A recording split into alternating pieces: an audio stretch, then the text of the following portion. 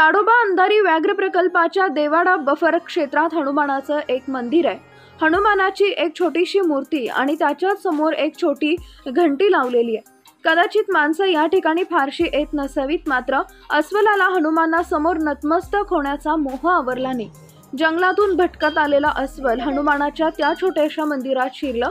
त्याला नीट आतही जाता येत नव्हतं, पण तरीही त्या अस्वलाचा आत शिरण्याचा प्रयत्न त्यानं केला आणि हाच प्रयत्न करत असताना मंदिरातील घंटी त्याच्या डोक्याला लागली।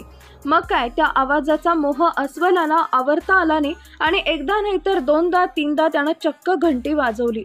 निघताना पुन्हा हनुमानाच्या मूर्तीसमोर नतमस्तक होऊन घंटी वाजवून ते अस्वल तिथून बाहेर पडलं।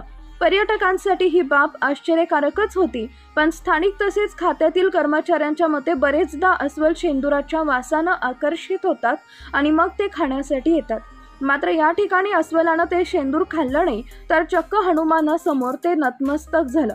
सध्या समाज माध्यमांवर हे दृश्य खूप व्हायरल झालेलं आहे।